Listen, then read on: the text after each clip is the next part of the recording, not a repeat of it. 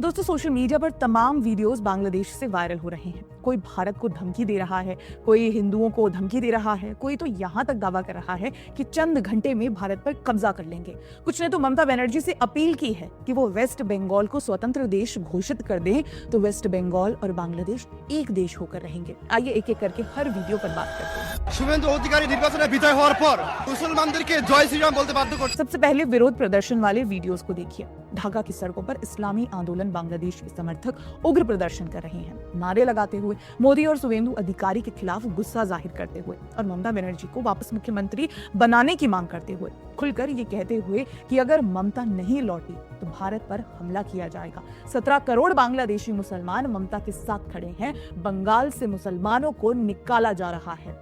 क्या बंगाल से मुसलमानों को निकाला जा रहा है?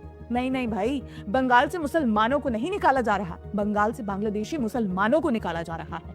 वो बांग्लादेशी मुसलमान जिन्हें लंबे समय से एक विशेष पार्टी के वोट बने रहने के लिए बंगाल में अवैध रूप से पनाह दी जाती थी और आज इसी वोट बैंक को अपने मुल्क बांग्लादेश वापस लौटना पड़ा, इसलिए ये आग बबूला है। जमात से जुड़े ग्रुप्स हिंदुओं पर हमले की धमकियां दे रहे हैं। ये तस्वीरें साफ बताती हैं कि पश्चिम बंगाल में बीजेपी की भारी जीत ने पड़ोसी देश में हड़कंप मचा दिया है। ये वीडियोस दिखाते हैं कि बांग्लादेश की कुछ इस्लामी ताकतें पश्चिम बंगाल की आंतरिक राजनीति में सीधा हस्तक्षेप कर रही हैं।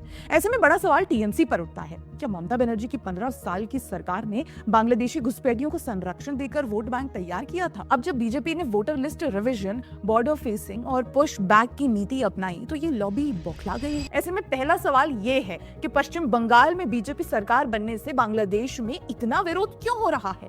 सीमा पर तार लगाने तक का विरोध क्यों? क्योंकि बीजेपी की नीतियां उनके क्रॉस बॉर्डर वोट बैंक को खत्म कर रही हैं। दशकों से बांग्लादेश से आए अवैध प्रवासी टीएमसी के संरक्षण में रहकर फर्जी दस्तावेज बनाकर वोट डालते थे। अब ये सिलसिला रुक रहा है तो बौखलाहट स्वाभाविक है। अब दूसरा सवाल ये है कि बीजेपी का विरोध केवल अपने यहाँ के राजनीतिक दल नहीं करते बल्कि बाहर के देश भी करते हैं। तो ऐसा क्यों है? इसका जवाब ये है कि घुसपैठ ने एक क्रॉस बॉर्डर लॉबी बना दी है।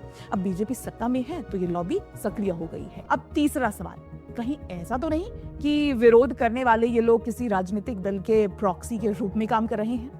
भाई, कुछ भी संभव है। अगर ममता बनर्जी पर बांग्लादेशियों को संरक्षण देने का आरोप सही है तो फिर इन बांग्लादेशी मुसलमानों का रिएक्शन समझ में आता है। आखिर टीएमसी पर लंबे समय से घुसपैठियों को शरण देने, उन्हें वोटर बनाने और सीमा सुरक्षा को नजरअंदाज करने का आरोप लगता रहा है।